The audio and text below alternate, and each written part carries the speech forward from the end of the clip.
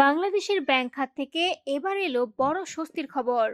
আগের অবস্থান থেকে সরে এসে 5টি ইসলামী ব্যাংকের আমানতকারীদের জন্য গুরুত্বপূর্ণ সুখবর দিয়েছে বাংলাদেশ ব্যাংক। কেন্দ্রীয় ব্যাংকের নতুন সিদ্ধান্ত অনুযায়ী এই 5 ব্যাংকের ব্যক্তিগত মেয়াদি ও স্কিম ভিত্তিক আমানতকারীরা 2024 ও 2025 সালে জমা রাখা টাকার উপর বার্ষিক 4% হারে মুনাফা পাবেন।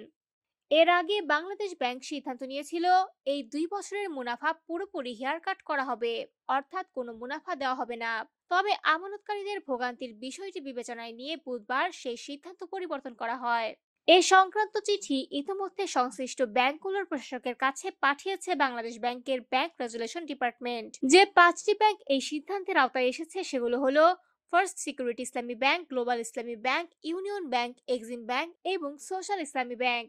এই 5টি ব্যাংক একীভূত করে গঠন করা হয়েছে নতুন ব্যাংক সম্মিলিত ইসলামী ব্যাংক। একীভূতকরণ প্রক্রিয়া সম্পন্ন হলে পুরনো ব্যাংকগুলো ধীরে ধীরে বিলুপ্ত হয়ে যাবে এবং তাদের সম্পদ, দায় ও জনবল নতুন ব্যাংকের অধীনে চলে আসবে।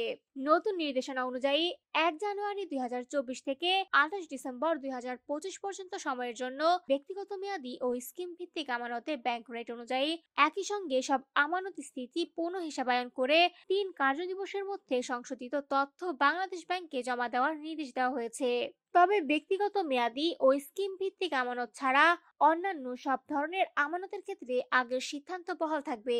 বাংলাদেশ ব্যাংক জানিয়েছে, এই সিদ্ধান্ত রেজুলেশন স্কিম 2025 এবং নতুন সম্মিলিত ইসলামী ব্যাংকের দীর্ঘমেয়াদী আর্থিক স্থিতিশীলতা নিশ্চিত করার গুরুত্বপূর্ণ অংশ।